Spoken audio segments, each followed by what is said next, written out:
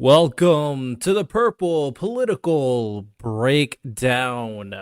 People should understand and people should not forget that you have to be willing to engage in these things.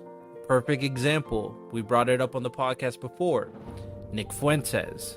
Nick Fuentes, not a great guy. And I'm not even saying he's going to grow enough influence to make any damage, but he did have a lot of notoriety when he was with Kanye West after Kanye West's little crazy stint. So he definitely has influence.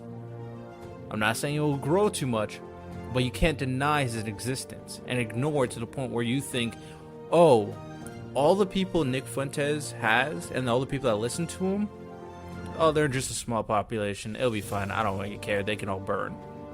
That is not going to push anything forward. Welcome back, ladies and gentlemen. This is episode number 51 of the Purple Political Breakdown. I'm your host, Riddell Lewis, here with my co-host, Jonathan. He is back at action. I did say how you're doing before, but I'm going to say how you're doing again. How you doing? Busy and sore today. All right, fair enough. Yeah, I could say that I don't have the same soreness to deal with as you, but I've been busy as well. Of course, we're doing a lot of content here. I almost was like very pissed off this week because I got a copyright strike on my YouTube channel because I was, yeah, but I appealed it and they took it off, so now I'm good. Because if I did get a strike, I was like, bro, I might not do any content all week because I was kind of annoyed. But they took it off, so I'm like, okay. And for what? So I was reacting to a Jubilee stream, which is crazy. I post Jubilee videos on my channel, no problem. But I was reacting to a Jubilee stream, and the first time they did this, it was like, okay, I was like, all right, I got a warning. I don't really understand what happened. Then I reacted again. I was like, oh, you got a strike, and I appealed, and they said, oh, yeah, we take it back. Apparently, you some false spam stuff. I'm like, what is? It's stupid. It doesn't make any sense. But I don't have a strike, so I could post normally. But That's good. It's ridiculous, bro. I just won't react to Jubilee streams. Maybe I'll just record a video because it's just not worth it to deal with. Yeah. Are you enjoying today's podcast episode? I really hope you do. And I really hope you enjoy the fact that I have an amazing guest talking with me and having this great discussion. If you, as an individual, personally have your own podcast and maybe you want to have great guests on your podcast as well, I got a deal for you. In my description, there is a link to something called Podmatch. Make sure to join that link through my affiliate link so you can sign up to get matched up with other podcast hosts and podcast guests so you make sure you are never missing an episode without a productive guest to have an amazing conversation with. Podmatch is similar to any other kind of matching site for the most part, and it's super easy to use. Just $6 a month and you can have a guest for each and every podcast episode that is tailored to your specific topic. So again, join the link in my description and join Podmatch now. But yeah, if you want to watch that video, that will be coming on the channel. It was Muslims versus former Muslims, middle ground. Oh, very interesting conversation. I'm not gonna lie. One thing that I came out seeing in that, because I'm not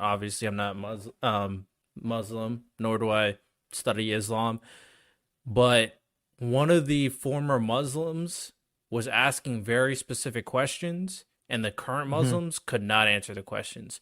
And the greatest moment for me, because they're talking about, is Islam sexist?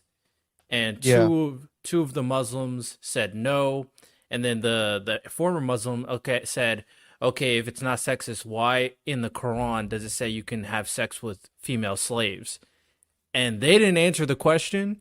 And then the other girl who was Muslim was like, that's a good question. I don't know the answer either. I know they're not answering. They're like escaping from the question. I'm so glad she said that because she recognized they were avoiding the question. So yeah. It's a interesting moment. No shade, but Gad Saad has a lot of interesting things to say about Islam. A lot of people don't like him. Gad Saad. Never heard of him. Don't know who he is. Gad Saad. He's a psychologist. He's Okay. got a beautiful, amazing book called The Parasitic Mind. And it's all about ideology, essentially, and like the psychology behind ideology and different ideas and how parasitic ideas get stuck in your head. And in that book, he talks a lot about that very same phenomenon that you're talking about, the kind of ideological um, encapsulation of some Islamic traditions, and how people don't like, because there's that kind of phenomenon also exists in the Christian church, especially among particular sects of Christianity where they don't really know why they believe what they believe. They just kind of believe it. And Mm-hmm. it's dangerous for the Christians that, such as myself, that know why I believe what I believe. But people oftentimes, most people who encounter Christians encounter those kind of Christians that don't really know why they believe what they believe. Um, and that's a bad look for all Christians. When it comes to um, Islam, I don't know how many of them are like that. It seems as if a lot of modern iterations of different religions are kind of falling into that issue, that they nobody really knows where they believe what they believe anymore. But in Gad Saad's book, he talks about um, other aspects of Islam that are kind of don't really make any kind of sense, and how usually the political left kind of shills for Islam, even though they don't really know much about it, such as those things like the sexism, the homophobia, all of those different things. This is a very interesting book. It's not all just about that, but that's a big topic he cuts out. I can't guess like the overarching topic because it does even expand beyond religion, to be honest. Hmm. The willingness to kind of believe in something that you don't even know why you believe in something. That's the exact way people get manipulated as they do, and how wide scale manipulation can cause people to act very radically, i.e., stuff like Hmm. January 6th, for example. So it's definitely extremely dangerous. I will say, in terms of religion, I feel like the religions that make religion part of the culture, I like Islam and Judaism and Catholicism, probably have that more. It's more of a problem probably for them because, like I said, it's a way of life from head to toe. Whereas I would say Christianity doesn't have as much of a problem because it's part of your belief system, but it's not necessarily Yeah. part of your I culture. and actually I'll say that's one of the issues with evangelical Christianity, is that it's not a culture. I think that's actually one of the downsides. Um, I did one of my favorite podcasts I ever did for my show was with Kyle Ritchie. Ecumenically Disheveled is the name of his podcast, um, and it was all about that. It was about kind of what evangelical Christians can learn from those more traditional Orthodox religions, specifically Catholicism and Orthodoxy. And one of the things that I kind of realized is because it is less holistic and less religious. Um, a lot of people in the Christian sphere of things, they don't take it as seriously because it's less holistic, because it's more personal. Like that's a kind of advantage of Christianity, is that it's a personal, but we kind of forsake the corporate for the personal, and so it's all about a personal relationship with Jesus, which I believe. But we can't also forget the coming together of the body of Christ in church, and in the communal aspects of it. And because of that, I think it can be a little bit more shallow at times. It's definitely interesting conversation. I'm sure we're gonna have a podcast episode in the future because we never dove into religion in America at all, to be honest. I Probably would be touch very upon it. curious. I'd be very curious to hear me and Paul's thoughts on that, like how where we agree and where we diverge. It would be super interesting considering you're ride the right, but you're Christian. He rides the left. He's Christian. To see how you guys would approach Christianity and the governmental institutions and how they should play with or without each other. But before we kind of get into the topics at hand, I'm gonna read off. Now I will read reviews, so obviously leave a 5-star review on Apple Podcast, Spotify. Leave a review so I can read it off. And I'm gonna make sure I'm gonna start like reading off comments too. I'm gonna get better at that. So people leave comments on all the content that we post here: YouTube, TikTok, Instagram Reels. The recent Instagram Reels, a lot of Trump supporters was not happy what I said about Nikki Haley. So you know what I'm saying? It just, have fun. Go over there. Say what you want. Will I read it? I will. Will I respond? Depends. So we'll see. This is from Lincoln Clayton. Yo, I'm not trying to be rude. Love your content. It is factual and correct. Thank you for producing this love. He said, love you and your content, but one issue, maybe you could fix the camera. Please take no negativity from that. Have a nice day. Appreciate the criticism. This was 3 months ago, so I'm now just kind of shouting it out. But appreciate you. I won't say I'm not gonna say I love you back because I barely say that in the first place. But shout out to you. You know what I'm saying, shout out to you. This is from Way J. Our people have adapted to the point that we can make fun of ourselves and the struggles we have gone through as a people. And we aren't the only ones that have gone through struggles, so it's like we deserve some kind of reward. But doing ish like this on the internet when you have a massive influence, nah, this ain't it. I think this is in response to, I did a reaction or commentary about how Fresh and Fit were kind of being racist. So, yeah, Fresh and Fit sucks. I love the fact that people, because I did a criticism of Joe Rogan one time on a different channel that I have, and it got thousands of views and a bunch of nasty comments saying that I'm just some kind of like parasitic leech on the underside of humanity because I responded in a negative way to Joe Rogan, and all I care about is getting crazy clicks by trying to be reactionary. And I'm like, bro, I was just offering an opinion about something that I thought Joe Rogan kind of almost got right but didn't. And people just freak out whenever you try to like they don't understand. Like, do you realize this is how you kind of like share your opinion? Is you share an opinion about something that's like controversial and big, and you want to say, I think this is something that's important and we should talk about this. And they're like, no, you're never allowed to say those things. Yeah, some of these content creators have like cult like fan bases. So like Oh you yeah. gotta realize who's worth like engaging with. Like inherently, like Mhm. all people should be engaged with. But my thing is both social media and a comment section is no use to having a conversation to someone who Oh has a yeah. very simplistic way of thinking because they're not gonna change their mind over some text. So that's just Mhm. just Mhm. as how it is. So I don't really I mean, the same thing happens here because, like when I talk bad about Vivek and Trump, I mean, I don't really care. Some people are going to agree with me. A lot of people are going to disagree with me, but that's just how it is. This last person said, BM Hacks said, I respectfully disagree. I was talking about Nikki Haley in this one. Haley is an establishment elitist and will continue to fund the bloated and corrupt pay-to-play bureaucracy, no doubt in my mind. And this goes hand in hand on how people kind of have this overarching idea that they don't even know why they believe it. I feel like people hate the bureaucracy and people don't know what bureaucracies are. It's just like Mhm. Trump said bureaucracies are evil, so bureaucracies are evil. It's a very Oh dangerous way of well, thinking. I think there's a very valid criticism of bureaucracy. But I don't think But these there's people also have those criticisms. I think they just think bureaucracies are evil. Kind of like the that's populist that mindset. could be true. That could be true. Um, I think you're having your. Did you already record the episode with of populism? Yeah, And that's I had coming out on Tom Thursday. in.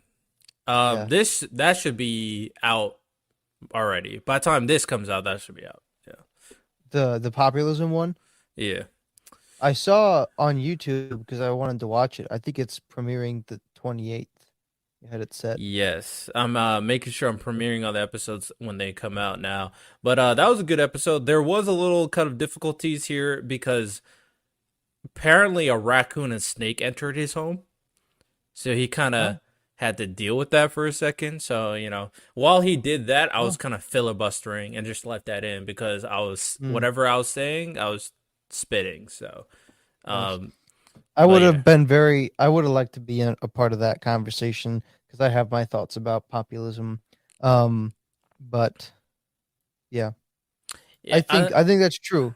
I think a lot of people are just whatever the person whom they decide that they like says, they'll just spit that out. And, I could be guilty of that sometimes too. I think everybody can. I think that's actually not always a bad thing.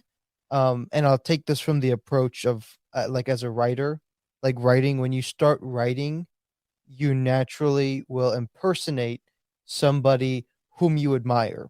So, like when I started writing, if you would have read something that I wrote when I was 5, 6, 7 years ago, it would have sounded just like Arthur Conan Doyle because I mimicked his style of writing. And so when you start speaking about something publicly, you have people whom you admire and you naturally mimic them. And so you say things that sound like them until you kind of develop ideas of your own. And sometimes that can take time. Now, that's different than some people who, as you pointed out rightfully, are really just mindless and really just spat out anything. But I think that's kind of can be simplistic in and of itself, and just assuming that everybody is this way who says something that you don't entirely disagree with. Yeah, of course. It's definitely you can't make that overarching opinion about everyone, but I do Yeah. think there's a certain extent there is a level of recognition that people constantly spouting out the same stuff more than likely, and I'll abide by Yeah. that. Probably don't know why they believe, because I agree it's only human because it appeals to emotion. Like something appeals to you, Mhm. it hits an emotional resonance, and you kind of believe that almost immediately. The problem is, Mhm. as you said, is when they don't self-reflect on why they believe what they believe in that Yes. moment and try to Yeah. break down that. And that's kind of like Yeah. what's going on now in terms of political Yeah. discourse. So, Yeah. I think the yeah. difficulty is that step, because the way you intrinsically know that I feel some kind of way about this is you get that emotional response. So somebody doesn't like something that Nikki Haley said, somebody doesn't like something that Donald Trump says, and they realize there's some kind of emotional, visceral reaction. I don't like this, or I do like this a whole lot, but you don't take the next step. And why do I think that? It's not bad that you have the first emotional response because that's kind of what alerts you to your thoughts about something. But All then a right. lot of people just don't go any deeper than that. And that's when you get like the people that get roasted, like because they're asked a question and they just have no explanation for it. And it's just like that's where you get the yada yada yada destroys college student who has pink hair. All right. But yeah, shout out to you. I didn't have time to get my what you need to know stuff. By the time this comes out, I believe the next Republican debate would have happened. I plan to stream it. I think it's on Wednesday, so I plan to stream it, and it's kind of basically the same thing I did when the other one came out. Very curious. I know Trump is not being there. That's the only thing I know. I feel Correct. I Will feel like not be everybody there. else should still be there, right? Mhm. I'm curious to see how Vivek goes round two. DeSantis had I a am terrible too. performance. I feel He like did. he should come out well round two. And Nikki Haley, I feel like we'll have a good performance again. So I mean, those are the three. I feel like those are the three that people are just gonna have their eyes on. And Mike Pence only because he's related to Donald Trump. But I feel like those three. Yeah, it'll be interesting. They have three moderators this time. I thought the moderators did a horrible job the first time round. Horrible. Yeah, they never They really. got trampled Uh, on. I They yeah, didn't moderate. All they did is ask questions. That's what I felt too, but I don't have a baseline on how they're supposed to do this because I don't really watch, these debates. Yeah, So I didn't have a baseline, but from my like they were kind of they did a just bad job. talking. Yeah, Yeah, the people would interrupt. Sometimes people wouldn't answer the question. I'm like, okay, we're yeah. like just rambling at this point. I But would yeah, love to see, like, I feel like I know you disagree with this, but this is how I feel. I feel like Joe Rogan would do an exceptional job moderating, um, because contrary to what you have expressed in the past, he actually does a great job when people don't answer questions that he asked, and he just goes after them. Um, I feel like Joe Rogan can be professional in that atmosphere, so I wouldn't mind it since he's like very comfortable with the interview situation. So I wouldn't yeah. mind it. I wouldn't mind it. We'll see. It should be interesting when it comes out. But yeah, I don't have any other what you need to know. So make sure you guys are reading your news. With that said, first segment we're gonna do before we get into the main topic: deep or deeper. One of my favorite subsegments because it's just weird, really abstract questions that make y'all think and bring out great content. Um, yeah, the one about the gay marriage versus incest marriage, bro. It's a very interesting question to think about. But with that said, here's the question for today. Should we give more criminals the ability to integrate into society, but in response or in exchange, place chips on them to check their behavior? What do you think? Hmm. What makes this question interesting, because this falls in line with our conversation about freedom versus safety, and what makes this question interesting is because criminals are inherently different because they kind of lose a lot of their citizenship rights in America. So it So I makes want to hear. Oh, go ahead.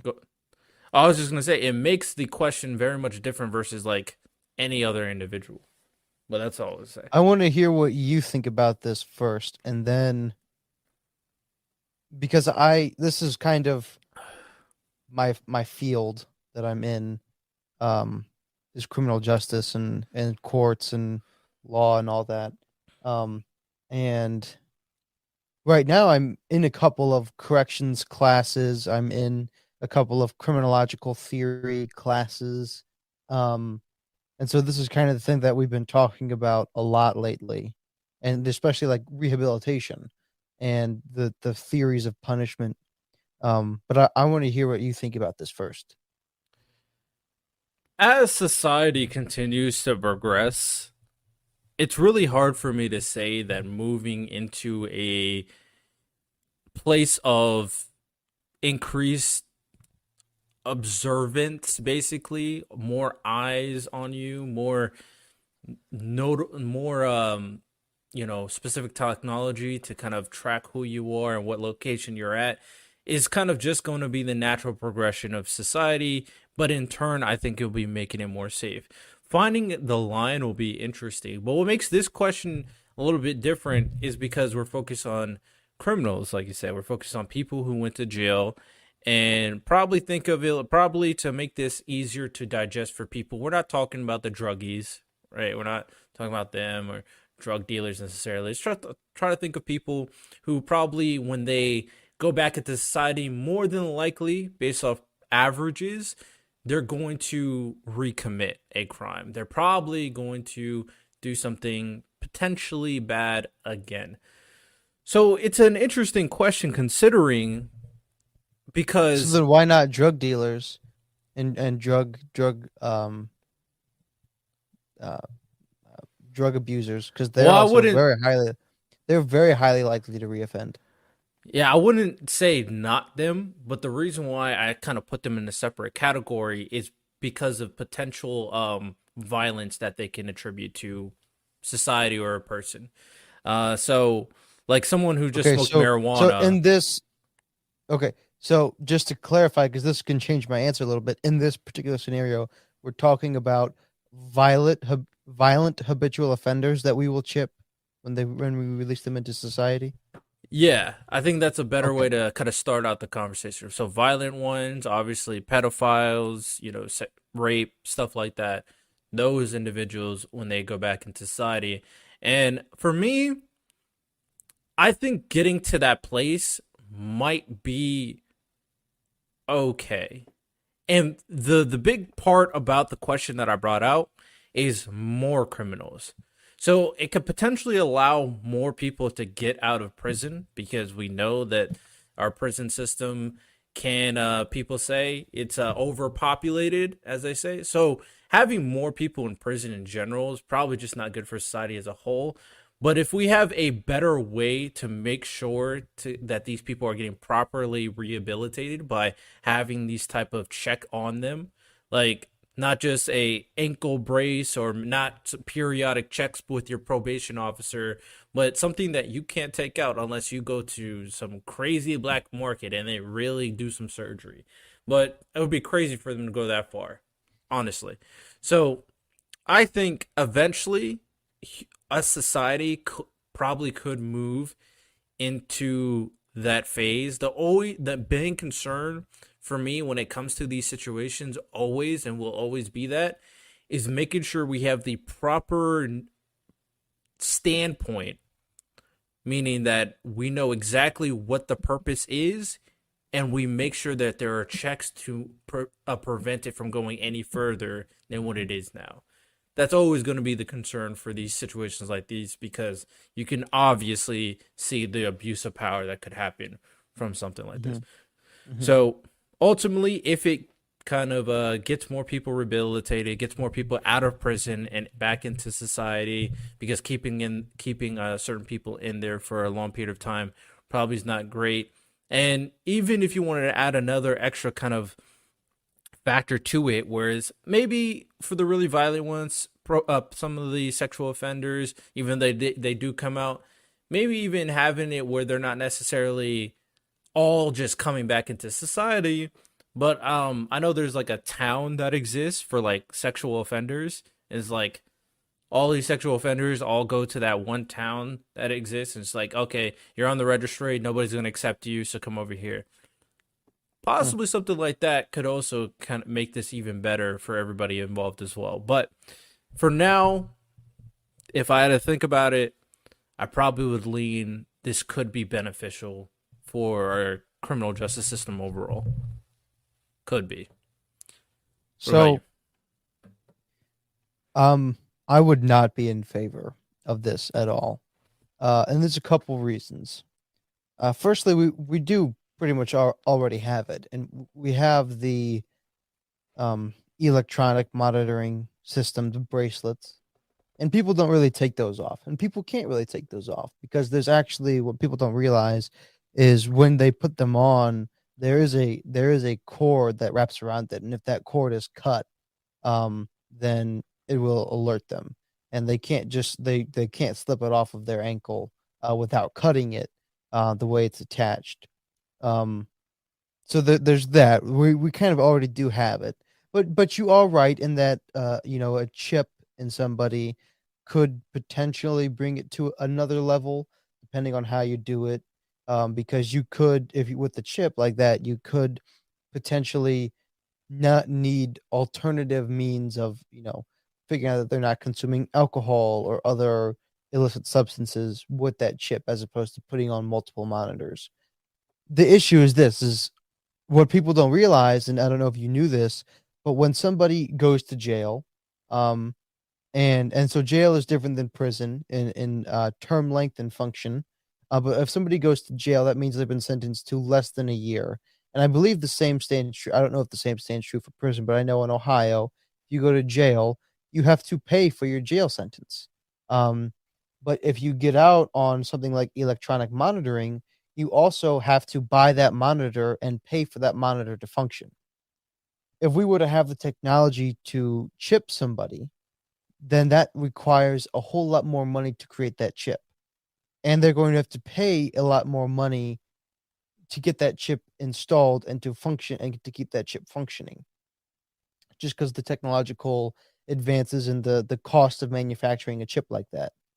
Now, one of the issues if the goal is to rehabilitate them is to obviously keep them out of prison. But if we want to keep them out of prison, this is a very common issue that people can have with something like parole, is getting them a job in the first place. But if we want to chip them because they're a violent, possibly habitual offender, we're going to have to make them pay for that chip. But if they can't get a job and they can't pay for the chip, then they're not going to make money, which means they're not going to meet their parole requirements, but they're also not going to be able to afford another aspect of the parole environment, which is the paying for the chip, which means we're going to have to throw them back in jail because they violated their parole. In many instances, depending on the charge, a violation of parole is a more serious offense than the actual charge in which they were imprisoned for. And we would just do that cycle over and over and over again because of the difficulties of parole and the costs of things like that. Um, so that and that is only if I suppose if the goal is rehabilitation, because one of the things we do know is the longer you spend in prison, the harder it is to rehabilitate you because you're ingrained in that prison culture more and more, and you just distance from society. So that brings up a whole issue of which I'm exploring now, but I don't have to get into that. But if the goal, like you said, is for the purpose of rehabilitation, I think this would be a bad way to do it, just because it would constantly lead to parole violations. I will say that inherently based off the process that you're referring to, because yeah, I didn't know that they would have to technically buy or pay for the systems Hmm. that are Hmm. um part of them. But I would say if the They're choice not cheap was, either. and I would imagine it so, but at the same time you only can feel so sorry for people who are habitual offenders at the same time. I will say this. I feel like if the option was prompted to them, they still would take the chance Hmm. to get back into regular society and get out of prison. More often So than not. But I will it's hard for me to imagine that a system put in place where if you can't afford this technology that you're kind of going out is a good system inherently. Because like for okay, let's put it out there. Let's get some numbers. How much would it an average cost to pay for like the ankle bracelet for an offender? okay, so the ankle bracelet, um, it goes by the day because they'll send you like 90 days on an ankle monitoring system or something like that. I bet you I can look it up. I'll look up for Ohio. I want to say it's not cheap. I would Um, yeah, I would imagine it wouldn't be cheap. I'll look it up here. Um,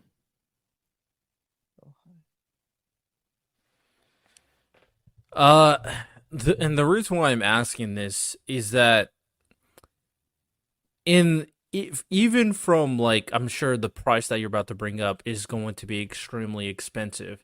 I feel like there's probably a reasonable understanding, and I might be wrong, of if someone gets okay, a job and them not being able to afford the technology regardless is more of a situation of happenstance versus them not trying to rehabilitate. But go ahead.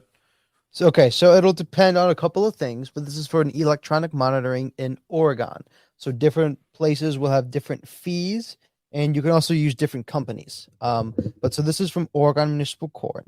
Costs without a stalker alert is $10 per day and a $20 installation fee, as well as $90 due at the time of installation, and $80 due each week thereafter until the case is over. Um, so yeah.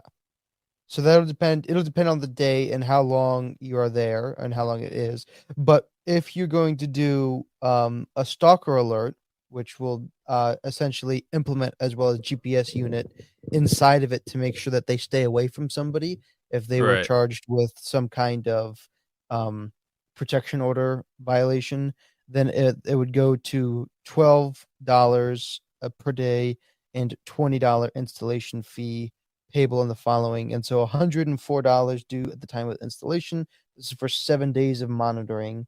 But nobody's going to sentence to just 7 days on a monitor like that. It'll be something more like 15 days upwards to like, I think the longest I ever saw was 90 days on a monitoring unit. Hmm. Uh, So, I mean, for now, it's really, I mean, to be fair, I don't know how much it would cost to kind of create a chip, but I do think we probably could reach a point in time if not now, it currently exists, where there are certain ways of technology, because there are certain instances where technology is more advanced, but it is cheaper because of how it's made. So it would Yeah. be interesting to see. Someone said experts have studied it and concluded that if a person doesn't choose to do crime, the likelihood of needing an ankle brace is dramatically reduced. Stop right there. Yes, this is a little mini ad. Don't skip. Don't skip. All I want to tell you right now is that at the end of the day, when it comes down to all the discussions I want to have, I want to be able to communicate with you, the audience. I want to be able to relay a message and receive a message from everyone and try to come up with these great solutions that I keep on talking about. So if you want to be part of the community, make sure you go to the website and sign up for not only the email list so you can get weekly emails from me for the podcast episode, informational sessions, all that great stuff, but also sign up to go on my Discord so you can be part of the discussions, debates on my live streams. So be sure to go to the website www.purplepoliticalbreakdown.com and go to the email list, sign up, and go to the Discord and join the server. Now back to the episode. You know what? I feel like I agree. People shouldn't choose to do What did crime. he say? Well, yeah. Um, yeah, so there's a lot of, and this gets to ultimately what is the goal of punishment, right? And so if the goal of punishment is focusing like we have been for the last since the 70s, so the last 50 years, we have focused away from the victim to the defendant, to the offender. So our goal in punishment is for rehabilitation, is the very current thing in the criminal justice community. And so we spend a lot more resources on the offenders and trying to get them back into society. But the issue is we really don't know why people commit crimes. There's a lot of different theories about that. There's something like the social learning theory, which is partly true. People learn offense, they learn criminality from peers. But that gets back to the issue of, obviously, that's not a theory that can be extrapolated back for very far, because at some point one of the peers had to decide for the first time that they're going to commit a crime. Why did they do that? Well, you can look at the Right. rational choice theory, and you could just go on, and nobody really knows why, and everybody, I of course, is think obsessed. I think the issue there is that the and to be fair, I mean, based off your study, maybe it's they're not technically trying to do this. But anytime you Mhm, try to find one theory to solve a big problem, I don't think mhm. you'll ever kind of get where you want Oh, because I like agree entirely. yeah, there's a lot of reasons why people commit crime. What I mean, Mhm, you can go the simplistic way where there's people that are socio or psychopathic. You can go to the Robin Hood way where it's like, okay, mhm. by circumstance, they got to do this to survive. Like, there's a Yep. lot of different reasons. Oh, yeah. But overall, for me, when it comes to prison, I only can see two ways to really go about these the prisoners, and it really should be either rehabilitation or just, hey man, get them out of here. So it should So keeping wait, are people you in. a fan of are you pro death penalty? Yeah, yeah. Certain I people think just we talked gotta. about that one time. I don't think we Yeah. did, I but think I think certain people should we might have talked get about out it of here. afterwards one day is what I was saying. Um, Yeah, it's like there's but no reason why we got to rehabilitate Jeffrey Dahmer, right? Like, mm, there's really no reason why we got to do all that. this is, I don't want to belabor the point if we got to move on to something else, but I I'm not a fan of the rehabilitative model. Um, because certain people just will not be rehabilitated. This is one of the Right. issues with rehabilitation, and the theories is they're trying to come up with ways of rehabilitating people, of which many of them do not wish to be rehabilitated.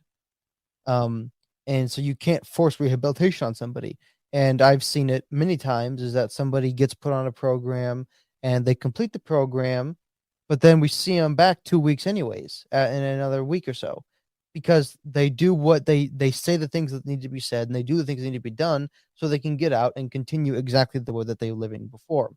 Which means and which means we need to find a punishment for them that is just, and that they have paid back their debt to society. Is, you violated this way, Yeah. and this punishment is swift. And this is what all of the research has suggested. This is everybody's very upset about the tough on crime era because it jacked up a lot of the penalties, but it didn't really do much to deter crime. And this is one of the issues, Right. especially with more recent crime, is simultaneously the punishments will get worse, but we see now a lot of the DAs are telling their prosecutors not to prosecute certain crimes. So the severity of the punishment is very high, but the certainty of punishment is very low. Very, very few people believe that they're going to get caught, and fewer believe that if they're going to get caught, they're not going to get the maximum penalty because of plea bargaining, which is just comes with the turf. You're not going to get around plea bargains. So I'm glad you brought that up, and the not the necessarily the criminal justice part, because that will be conversation for another day. But in terms of the individuals that inherently will never get rehabilitated, right? So they're not as bad as Jeffrey Dahmer, but they kind of live in anarchy basically, or ingrained in it to the extent where they just will never see themselves kind of be on the up and narrow. So that kind of begs another question. At that point, the only solution for me is embedding fear into them. And that's what something like a chip would do. It would embed that fear that, okay, you can go out, but just know that we're watching. We watching what you're doing. And Yeah. at the end of the day, the keeping them in the prison the entire time doesn't benefit anybody really. It doesn't really benefit our society as a Yeah. whole. So Mhm. it's just better for, even like if you want to think like based off a societal model, having another person who's out there working is just best for society as a whole. So Yeah, those the issue people, yeah, go ahead, go for it. the issue with that is, right, you just said that leaving them in prison isn't going to do much for them, right? Um but the problem is if we know that they're not going to be rehabilitated, we put the chip in there, Mm-hmm. then what's the point of the chip? Because we don't want to throw them back in prison because we want somebody working.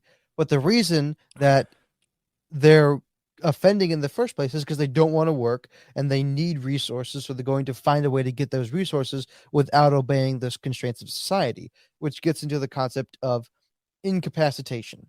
There's four theories of punishment. There's retribution, deterrence, incapacitation, and rehabilitation. Incapacitation says you're not going to be a benefit to society in any way, shape, or form, so we're simply going to remove you from society. Because as long as you're in society, we talked about the social learning theory, you are going to influence other people to follow along in those footsteps. Many criminals, one of the issues that they have is they have many, many kids, and they're constantly belabored on all sides by mothers seeking money from them to try to support their kids and their genealogy. But they won't do it. And so they get huge taxes and huge penalties from the courts saying that they owe these people money. And so when they get caught, they are caught with like 30 warrants for different court mandates and different court money. But they're not working in the first place, so they're not going to be able to pay for it. So we throw them in prison because they're violating court orders, and they of course have many other problems along with that. And I'm just making up numbers, right? Not quite 30. I'm being a little bit, Right. dramatic. But the benefit to society is not having them stay in society just knowing that they're being watched. They don't really care if they're being watched anyways. Many of them are on probation. I mean, they have to report to a probation officer all the time. And so they effectively know that they're being watched and that they're going to get caught at some point or other. So there's not much point in shipping them. The best solution for these people who are refuse to be rehabilitated, not due to lack of effort, but they just aren't going to be rehabilitated, is to just incapacitate them. If Because this is what people have a misconception. The judge does not hit when the judge takes an oath, he takes an oath to uphold and preserve what is good for his society as a whole. So Judge Aram, Judge Ohanian of my court, probably shouldn't have said that because now some crazy person's going to look up where I live. But um, he swore to protect and defend the rights of the citizens in the city in which he is the judge. So he looks out for the public and the society as a whole. And if the offender is going to be served by that moving forward of the justice for the city in which he is good or in which he is in, then that's good and we'll work with that offender. But if that person is going to be contradictory towards the public health as a whole, then we must remove him from that society because the judge owes a debt to society, not to that offender. And so we have to look out for what is good for society as a whole.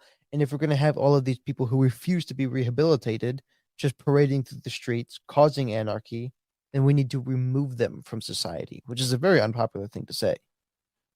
So for me, and this is the final thing I'll say about it, for me is that I think the chip inherently will provide a better basically coverage of the individual. I mean, parole is, good for what it is, but obviously we know it's somewhat momentary and there's a lot of time in between that you don't exactly know what they're doing, who they're talking to, X, Y, and Z. Mm-hmm. If the chip works based off how we're kind of imagining it, it would have a lot of information about the person and what they're doing on a very pretty much consistent basis to the point where the idea that they can kind of escape the rules and do something else to survive, it would be utterly impossible. It'd be basically, you know, it's tough to say that, but they'll basically be on 24-hour watch for the Yeah, most part. I So got with you. the, Yep. so in that situation, because of the lack of ability to do anything but actually work, there's really no way that they can kind of buy into that criminal behavior. Now, with that said, those people knowing that they're still being watched and go like, I just can't do this, at that point I think there is something to be said that they should be incapacitated. And I would say there probably could be a system where there are people out there that just want, okay, tell me what to do every day, give me food, give me a place to sleep, that's fine. Yeah, um I so understand the concept behind it. This is the one flaw that I can see in that, and then I'll be done. Um, if you were to do something like that, there would have to be some policy that gets passed along with that technology to ensure that criminals can get jobs at places. Because the one issue is, right, they want to work when they get out, but they can't get a job because they're labeled as prisoners, right, right? They yeah, have that public record that can be found at any time. And I think, that comes with the turf. People should know that depending on your crime, I think if you're applying for a job in which your criminal record is uh important information, like you're a sex predator and you're trying to work at a school, then I think you should have to do that. But I think if granting the premise that we want to rehabilitate people, and I'm not saying that we don't want to rehabilitate people, obviously, but if that's the premise we're going off of, then we would need to make sure that I don't think we want their criminal record gone immediately. But maybe if I'm applying at a hard labor job and my offense has nothing to do with this work, then my criminal record doesn't exist at that point. But if it is, then they can access it. right. That way they can get work, pay for the chip, and be productive in society. Yeah, I would agree to that. I would agree to that. So with that said, we're gonna touch upon our main topic. Liberty here said some people are just bad. Bad people choose crime. Ain't no mystery. Good people don't do crime. Generally, I mean the concepts of good and bad is very very nuanced, to be honest. I agree, Liberty. That is a slightly simplistic approach, but I by and large I agree with you, right? a lot of the theories of criminology are really just trying to avoid the fallen state of man, which I don't have to avoid as a believing Christian. I realize that you know the heart is desperately wicked, above all things, and desires things that are very bad for it. And a lot of people give into that temptation. It's not, anyways. Yeah, I could Uh, I could go on for hours about this topic. these type of conversations are very unique. But with that said, for the last half an hour or so, we're going to be talking about the main topic at hand, which is the power of the minority. Now, what I mean by this is I had a kind of epiphany. Um, there's a every time there's certain conversations where we kind of recognize certain things. For example, the minority, the vocal minority is a term that is used for the people who are the minority of people on maybe the internet in general, or maybe a follower of some certain person, but they are so loud it seems like they represent the entirety of the people. Or we Mhm. use terms that revolving around, stuff regarding trans stuff, where it's like it's happening to a minority population. Like, how much should we care? And I had an epiphany regarding this concept because inherently, a lot of these situations revolving the minority, honestly, I'm beginning to think they matter way more than we're actually giving it credit for.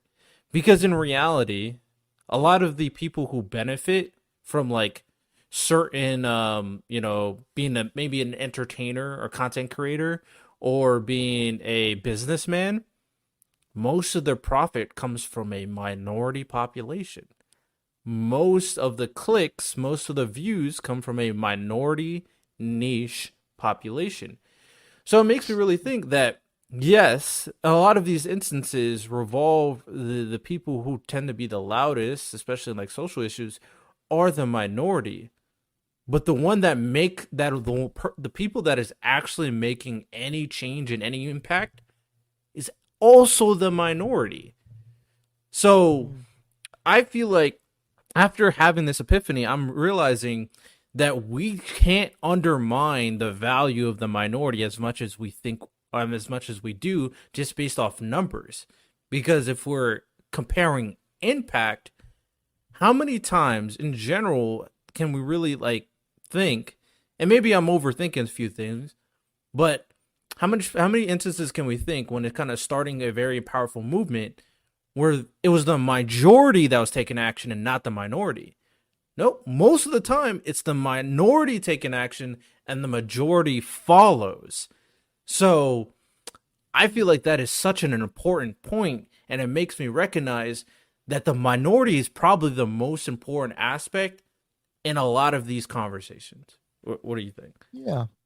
Yeah, I think that you have certainly identified a correct trend, right? There's the very famous 80/20 rule that 20% of a company's profits, or 80% of a company's profits, rather, comes from about 20% of their business, right? That's so it's just marketing and all these different things that like 80%, or like in volunteer work, like 20% of the, like, so for our church, like 20% of our church accounts for probably more like 90% of all the volunteer work that gets done. Is just a small fraction of the people. So yeah, like your most loyal fan base, of the 100% people that you have, really only 20% of them are going to engage with all the material. They're going to really be avidly following. That's certainly the case. Um, so yeah, I don't think there has ever been a discounting of the value of a minority, right? I think that's at least in my estimation, and from what I have observed, is I have never thought like, oh, a minority is insignificant, especially a loud minority, right? It's always the squeaky wheel that gets the grease. It's always the minority that cause a big ripple effect. But the issue is treating the minority as if it is the majority of people. That is the issue.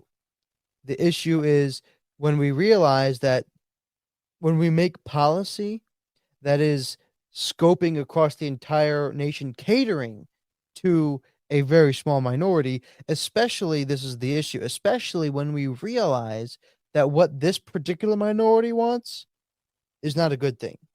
That's not for the benefit of society, right? That's the R- issue. No, I'm definitely there with you because not every minority is probably in the betterment of society as a whole. And I wouldn't even say that people in generally think the minority are insignificant. The point that I'm trying to make is recognizing their impact, because what this Mhm. can do is it can really put in perspective how much of a basically a benefit of said trend or movement or minority movement versus how much of a threat that minority movement can be. And a lot of the instances, like I kind of started with like thinking like, bro, businesses benefit from minorities, but like everything that we kind of thinking of in terms of the biggest movements in society, like civil rights movement with MLK, minority, the stuff regarding women's suffrage, minority. And I'm not saying the people were minority. I'm saying the people who started the movement was the minority population, and then they got more people, the majority, alongside them. So this kind of sheds light on a very particular things now, and that is the LGBTQ community, and that is the red pill slash Trump movement. Like different movements, very different Well, the Trump agendas. movement is not the minority. Trump is destroying the landscape on the Republican side. He has like 60% support. So I'm glad you said that. So as of right now, you could probably say that, but on wide, people as a whole, it's still the minority. Not everybody even participates in the polling. So it's only a select people who are interested in politics that participate in the polling, and they are from what you said would be majority Trump supporters. But that's the point.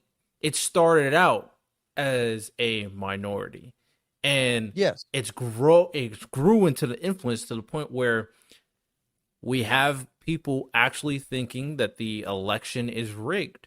So and now it's a majority based off people who participate in polling. So, and that is the point at the end of the day is regardless of what side you're on, when you treat these people as non-issues, some kind of like throwaway individuals that don't really mean anything, that at that point that can be extremely damaging to future movements, for example, because the people from the LGBTQ community that feel like they're not unheard from people from the right, for example, what is going to happen is that their rhetoric, their movement, their impact is actually only going to grow unless it's very cutthroat and clear that society as a whole is against their whole agenda. And right now in America, it's becoming much, much, much, much more It's the lenient. state religion. For which part? What part? LGBT plus, that's the state religion now. They I wouldn't moved go. aside. They moved. Hey, hang on, listen. Just think about All this. right. Okay, think about this. They moved aside the American flags and put the the militant progressive pride flag in the center of the White House. They constantly during they didn't they constantly have expanded it from Pride Day to Pride Week to Pride Month to this time the summer of Pride. It was the summer of Pride. They're constantly extending it, and all of the biggest people, all of Joe Biden himself, the president of the United States, has come out in favor of this stuff. He's done interviews. He's forsaken interviews with many people, except for Dylan Mulvaney, who he invited into the White House. Everything they do is always about considering the LGBTQ plus people. It's certainly the state religion. Regardless They of what made you think, all of it's kind of the regardless of what you say regarding the LGBTQ community, and they are getting much more like you said, they're getting much more consolidated in their rhetoric to the point where they do have flags. Um, regardless of that, because I think both sides have that, which I pointed out both sides. The the issue here regarding the LGBTQ Trump supporters, the red pill movement, is that the other sides, and this plays into the bigger conversation we constantly have, is that all these other sides, the majority, as they say, the ones that are kind of make up most of the population, they keep on ignoring them, kept on letting them go, kept on letting them do what they do, or push them further to whatever side they're getting pushed into. Yeah. So, and the reason why I brought up the nation as a whole is because it's becoming much more lenient on allowing a way of life to perpetuate. And that could be in part due to social media. That can be in part due to the increased value of freedom of speech in correspondence to social media and allowing more and more people to kind of get behind a certain ideology, which, like the three ones that I presented to you. So in that situation, all these individuals, what makes them so influential is because the majority of the people don't do anything. Like you and Paul both say constantly, well, mostly Paul. I don't think you say much, but maybe you think the same way. Is that you guys think that your party should get more involved? Or Hmm. Paul says Democrats should get more involved, they should be much more active. You know who are the Um, active ones? The minority population. That is why they're getting so much influence. They're yes. constantly out there. Go ahead. Yeah, absolutely. Um, I am I'm a little bit different than Paul in that I don't say Republicans should be more active. I would say Christians need to be more active, right? Because before Republican, before even conservative, I'm a Christian. Um, And in and I America, think isn't the majority of the population Christian? allegedly, but yes, they identify as Christian, but that's just like identifying as a woman as a man. Doesn't mean it's true. Um,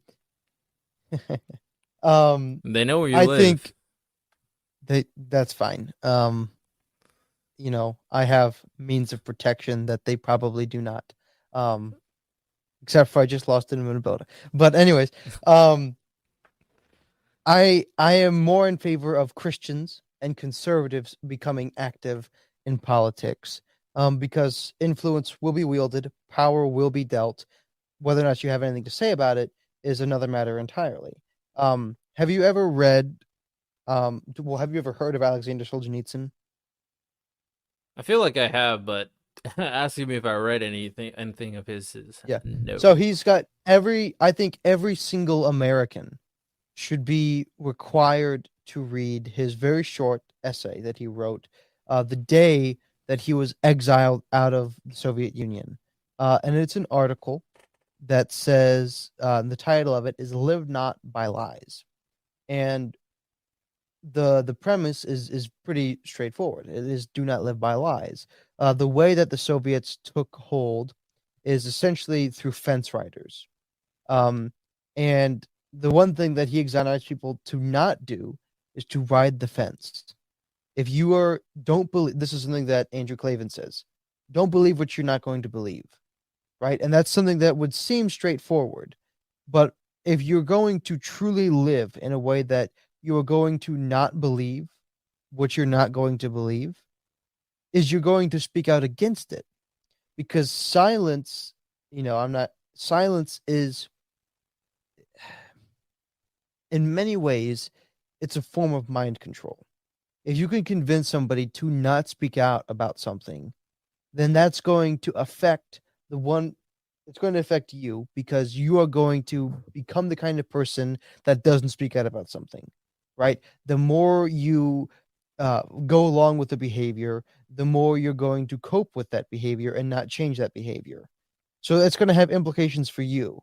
If you are handed a lie and you don't, and you say you're afraid to speak out about something, then you're not going to speak out about something. But there's somebody else who maybe your words would have affected if they had heard the other side. This is why we talk about all the time how internet silos form, because it's very easy to watch one video that's a very convincing video about the fact that the earth is flat. But if you're never prevented the other side of the story, that's going to affect the way you think about something because you're not going to have access to that. And so if there's this minority of people who are speaking out about something, but nobody says anything to oppose them because that's politically incorrect or it's inconsiderate or it's rude or it's mean to dissent about that because they feel this is true and you can't say anything about that. You just have to be silent and you must be, above all, tolerant of what they think. But if I believe heartily that that is false, that that is an untrue premise. I'm not saying anything specific right now, so this can apply to anything. I want to speak out about that. And if I can't speak out about that, that's a huge issue because it's letting a lie in my perception, and in sometimes in all reality, perpetuate through me because I don't speak out about something.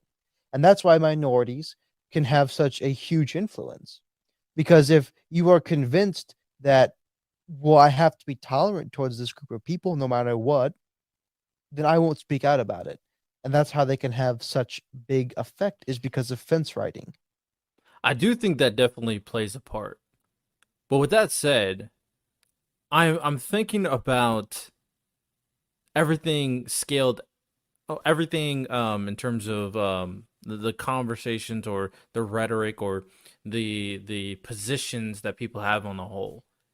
And it's clicking more and more that at the end of the day, the biggest issues or the biggest movements that people try to push, or even the situation that you presented already regarding we shouldn't create policies based off the minority, inherently that makes sense. Logically, that makes sense.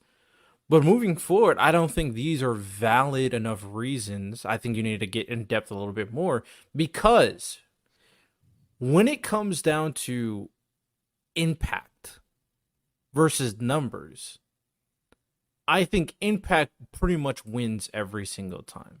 Impact and influence. And the difference between a minority population for anything, like the biggest example we can point out in America is that the biggest minority that has all the power, the 1%, they have the most influence, the most money, and they're all the important people. George Soros, what's his name? BlackRock. Oh, BlackRock, Vanguard, State Street. I don't know the owner. I don't remember the name. Was it? No, I forget his name. But these individuals, a lot of power. We know this. They're the minority. A lot of people's issues with like maybe some lefties saying, "Oh, the institution's racist." Their issue is not the majority of the population. It's the minorities that have the power and control. At the end of the day, big people's issues, and it's coming to me more and more, a lot of these situations are based off minorities having extreme amount of influence and impact because they're the ones that go and take it. They're the ones that get wealthy. They're the ones that become activists. Yeah. They're the ones that go out in society. They're the ones that vote. They're the ones that are involved in politics so much that they're going to be the first people that politicians see. It's not going to be the person that, like you said, fencing to stay at home. No, the first person they're going to see, if you're on the right, is a Donald Trump supporter. Or the first person you're going to see, if you're on the left, is an LGBTQ supporter. So the reason why I'm pointing this out is that the conversation that we shouldn't create policies because it only affects a minority population, although is true, it means nothing. Because What do you mean it means nothing? It means nothing in the sense of if you're a politician and your aim is the people that are supporting you, the people who are going to have the most impact in supporting you is going to be that minority population. And I think people should be looking at the American people as a whole, but we know the politics game, right? We know what it is. Some people are going to get votes. Some people want donations. What is the majority of the donation and votes are going to come from? It's going to come from a minority population. What's the majority of the canvassing going to come from? It's going to come from a minority population. That's how it works. Yeah. So So there's they're going to appeal to these people, and then potentially create policies for these people. And the only reason why I'm pointing this out is because the expectation, just because there are a small percentage of people, and that's enough for you to dissuade people of their impact, is just not actually true in reality. I think that's so something there's important for people to know. But yeah, go ahead. so there's a couple, I think I would say, flaws in that perception, but I agree, right? So most of the canvassing, most of the donations is going to come from a minority of the population. That much is obvious, right? Here's the issue though. Okay. So let's play out a hypothetical. Go for it. Um let's say let's say I'm a conservative, shockingly, and I'm a Republican presidential candidate, and I have found a small clique that has made me very popular. Okay, and but it's a minority of people, right? I'm the very popular minority candidate.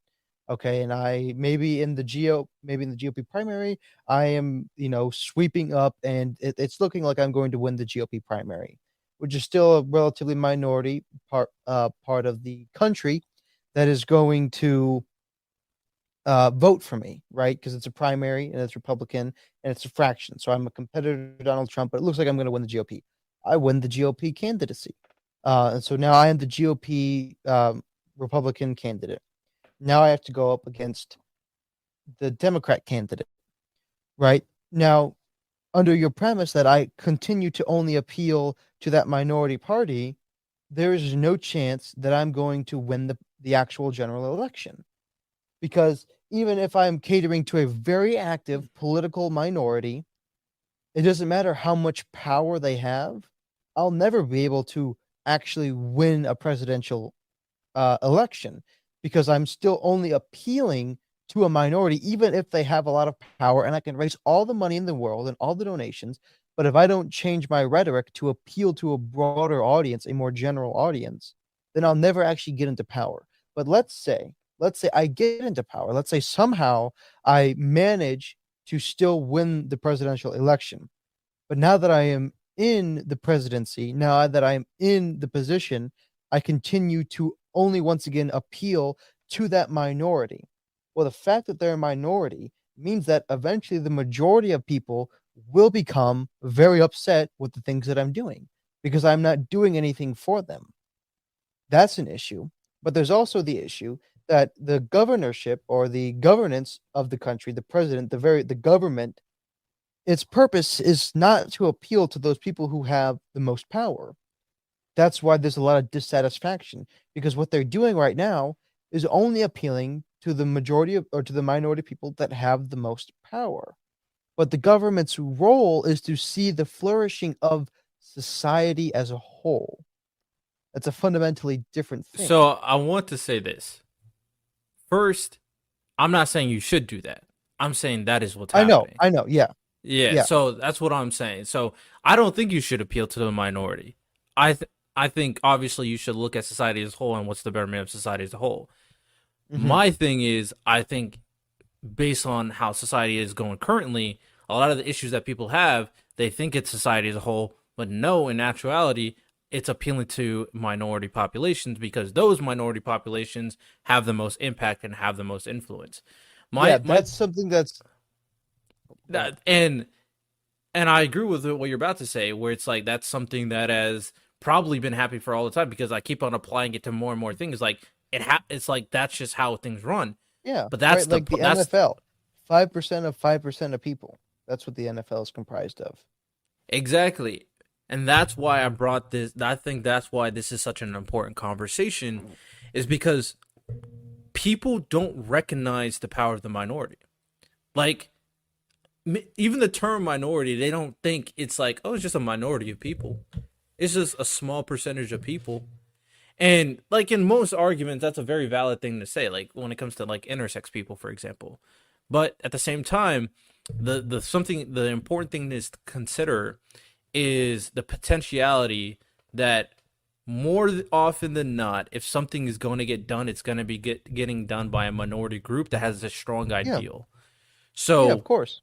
when it came to stuff, and I think this goes to both sides because people who are like on the right, I'll give like that are talking about, hey man, the stuff regarding LGBTQ and trans, yes, it's the minority people, but this is like an actual big issue because of how influential this group is very fair Yeah, to that's say. why Matt Walsh is the way that he is, because he realizes how powerful that small minority of people are because they have won the ear of many of the big corporations, But right? also at All the of the same big, time, to be fair, it's the same thing from the other side. So it's happening on both sides where they have it started out as a small minority group, small minority ideal, and it's grown in influence. It's yeah. overshadowing what both sides are.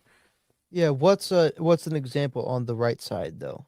Well, the right side is two things. It's the whole red pill stuff, and then the Trump supporters. So that's So I the would those are the I two understand. things that I point out Yeah. for that side. Okay, so I can kind of concede the red pill community, but I would protest against the the concept that he was a minority, you know, 10 years ago. He was a minority when he started, but now he does in fact represent And that's my the point conservative because side. that minority But grew that's to the how it power it always. is. Yeah. But that's how it always is, but it's no longer pointing out a minority that's overshadowing the conservative side. Right? That's because that's not true anymore. It used to be, but you could go and say the same thing with any of the Democrats, right? At one point, Joe Biden was the minority candidate, but nobody says, "Oh, Joe Biden." I mean, some people say that Joe Biden doesn't represent a Democrat, but one of the most reasonable Democrats I know would be Paul, and Paul is he said ride or die Joseph R. Biden, right? He concedes that no, Joseph Biden does in fact represent Democrats. And Trump, though people protest it, just pointing out the facts that if we're going to use polls by any stretch of the imagination, we have to say, well, if he's at 60% of the Republican side, then he does in fact represent the average Republican. And he was president, which means he does represent at least more than half of the Republican side. So Right. I would So concede. I'm what I'm referring to because this, like I said, plays exactly to my point where the minority got gained all the influence it did to the point where it's as Yeah. powerful as it is now. And I'm really referring to the a specific ideology, which in like we already know the red pill and LGBTQ one, but my issue for the Trump one is the anti-establishment rhetoric that continues to grow from Trump supporters. So that is what I'm referring to. Not necessarily that Mhm. people support Trump, but So you're I, identifying the rise of idea populism. basically, yeah. Basically, but I mean populism as of right now kind of goes I'm referring to a very specific kind because there's populists on the left too. So I'm referring to the Yeah, ones that Robert are Kennedy. associated facts. And I'm referring to the ones that are associated with Trump and his rhetoric versus the current establishment. I mean the comment I read earlier is a perfect example where he's saying like all bureaucrats should disappear, all bureaucracy should disappear, and so that is what I'm referring to in terms of that minority ideology now growing to the point where it is. Now, I don't even necessarily know if every single Trump supporter buys into that too. Like, I don't think all of them have this anti-establishment populist rhetoric, but So it could what's your be. I issue don't with really know. populism? Oh, I think the whole entire idea of thinking that the entire system is corrupt against the people doesn't serve any purpose and pushes no solution. Because I mean, where it can lead to, especially not led into a proper direction. Because I can't think of a situation where it is unless a revolution is about to happen. But America should never have a revolution. That's ridiculous. Um, But there's a instead, revolution every 4 years. I don't agree. I don't agree. Yeah, there is. So I'm talking about a Every four revolution to the. years. I don't. I'm not. I'm never gonna agree to what you're about to say. I'm saying the What am I about to revolution. say? You're talking about every 4 years we change the president voting. Well, we didn't change more than that. We changed one third of the entire governance inside Yeah, of the entire America. executive branch. I mean, I know what you're No, no, no, no, saying. no, not just the entire executive branch. They have it set up so that every third year or every one third year, Yep. um, they change one third of the entire governance, which includes all senators, House of Representatives, all Congress, Yep. Them judiciary, too. Yep. all of it. Yep. Yeah, I'm not that's a agreeing. Oh revolution. no. I'm not agreeing. But no, But but so also, I mean, I know I'm being I a know. little I bit know. biased You're. doing You're. this. No. I get it. I get it. The point is, because I don't even want to be stuck on this Trump point. The point is that the influence of the minority population. There's two things I feel like should be addressed, and we probably should do this because I try to keep this under an hour and a half. But if we go a little over, I'll talk to the people. But the point is that I feel like there's two ways we should approach this. One is that there should be a more concerted effort to like connecting with other minority groups, because I do think there's a certain level of thinking that, hey, it's a minority group, they mean nothing to me, they're not going to have any influence, but in reality they probably have some of the strongest influence in reality, because the word minority inherently is powerful because they think it's Mhm. lesser, but in Yeah. reality, because I don't think people realize how much impact the minority populations have. So I would I would tend to agree. I do think there's one possible fault. I totally agree that many people, they use the word, oh, this is a minority of the population, right? And I think the Bolsheviks are a great example. So do you know what the word Bolshevik means? Nope, no idea. So it actually means majority. And the Mensheviks this is talking about the Bolshevik Revolution that brought about communism. The Bolshevik meant majority party, even though it was actually like 15% of the political landscape of the day were Bolsheviks. All the rest of them were Mensheviks, which means minority party. And they didn't really choose the term Mensheviks, but history kind of assigned that because they chose the Bolshevik party and the Bolshevik Revolution to make it seem as if they had more.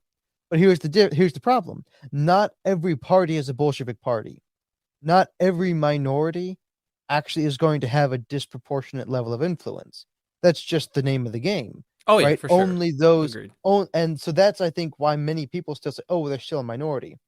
And one of the reasons that because we keep using them, the LGBT party keeps growing is not because they're necessarily gaining a whole lot of political influence all the time, which they are, but that's not the sole reason. One of the other reasons they have the influence that they have is because they keep convincing people that they're growing, but they're not growing because they can't grow, right? They can't repopulate.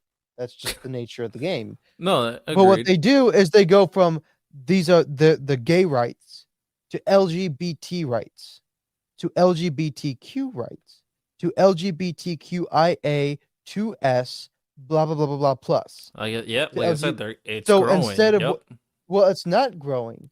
They're not. it's They're grown. artificially growing because I they agree, are but they're continually encapsulating more other yes. minority But here's identities. here's one of the issues that I can foresee in the future of that constituency. Hmm. The LG and even maybe the B, but the LG and the TQ are they are mutually exclusive categories. And you see this with Which such is, things. I will say this because I know exactly where you're going with it. The funny thing is, I did watch a video. I think it was gay conservatives and gay liberals. It was a Jubilee video. Yeah. And in that situation, they brought up, is there a difference between lesbian and gay, and then the rest of the letters, and bi. And there's a notice of that they're different, but there's an there's a collective belief that they should be supporting each other. So I don't think it will ever So break apart. that's I disagree. Okay, and I am a person that tries to. I'm trying to think of the correct term. Um, that so I can't think of an exact term, but I'll try to explain it the best that I can. There are realities that people aren't always aware of, and a lot of that has to do with metaphysics, and what's called a meta narrative, or an underlying truth. And so when you take an approach about um somebody's sexual orientation that says they are born, because this is the current thing, is people are born gay.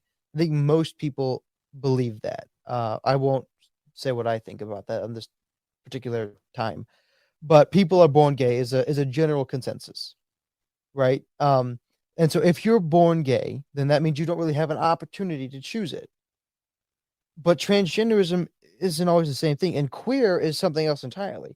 Transgenderism posits that you can be born in the wrong body, but essentially most trans people are really just gay people that don't are uncomfortable with that. And so because they're attracted to the same sex, they think that, well, I must actually be the opposite sex.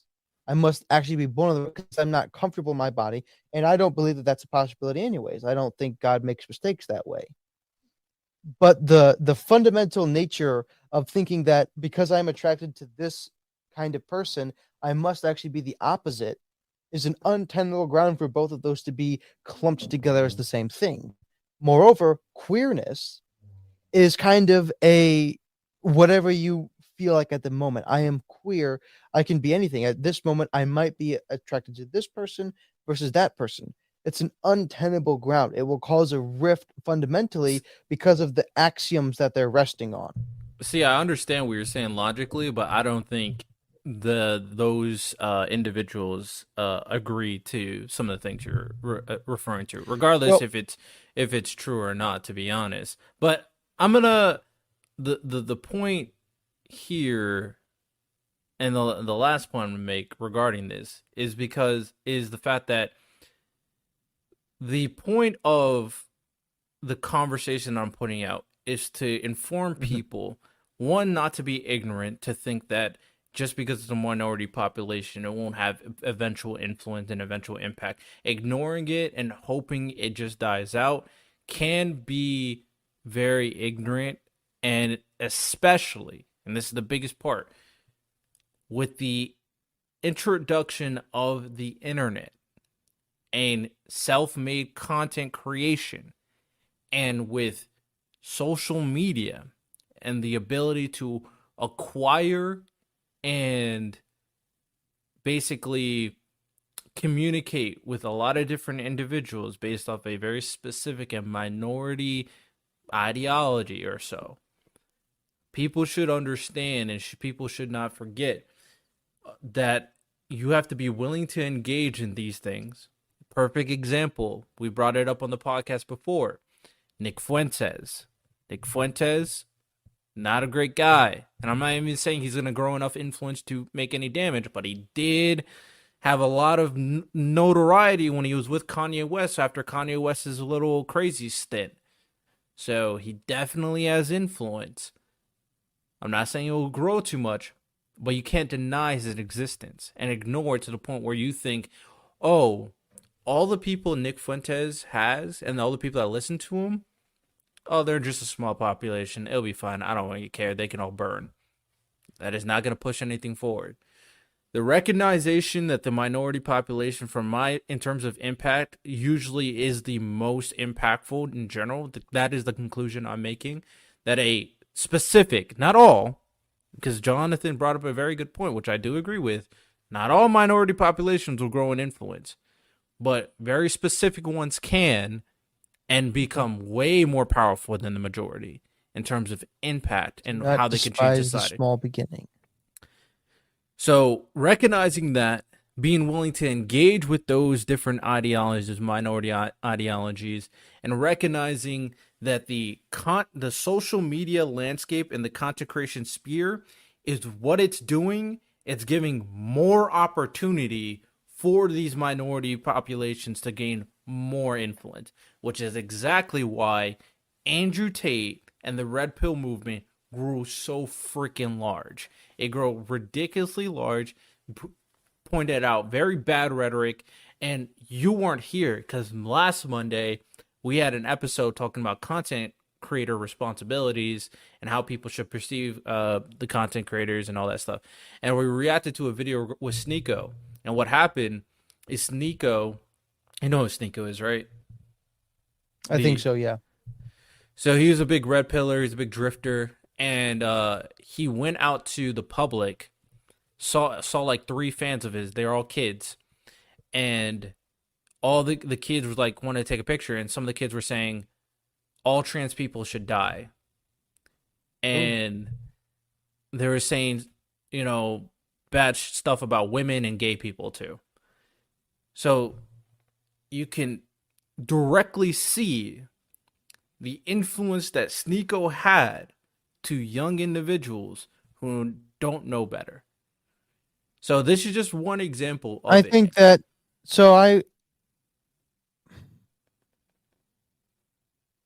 I think that is less the fault of Sneeko and more the fault of the parents. I disagree. I think content creators should have more responsibility. I think it's okay. I guess I can't technically disagree with you because I don't know the percentages that you're pointing out. Parents should have most responsibility, but I think the content creators moving forward should have more responsibility that they have currently now. It's kind of the same thing as like athletes, actors, musicians, politicians. All those people have a PR team. All of they act a very specific way because they know their influence. Content creators don't have any of that. They just act authentic. And that authenticity without any checks, I personally believe, is more damaging than we realize, especially for the next generation who just watches them 24/7 on a tablet because parents, they need blame too, but parents just give them technology and just let them watch it. And these content creators act however they want, whether it doesn't even have to be as extreme as like, porn or something. Just the aspect of, being someone like Sneeko can be extremely damaging. So that's my point, because I don't know your percentages on it. So that's what I'll say. We could talk about it afterwards. I know you got to end the episode for today. So yeah, wrap up. We'll win a couple minutes. Like I said, most of these episodes are about an hour and a half anyway, but this was a very important episode. Very good conversations per usual. We'll eventually have a whole president tier maker episode. I was doing my own research on certain presidents, of course, informing me of what is going on. So we'll have that one of these days. And hope you guys enjoyed per usual. You can go to the website, email me, support the podcast on Patreon, of course. Rate it 5 stars, Apple Podcasts, Spotify. Do all that at www.purplepoliticalbreakdown.com. If you want to watch the full video version, you can go to roku.tv on the Planet X network to watch the full video version. And hope you guys enjoyed. You all have a good one. Take care and peace.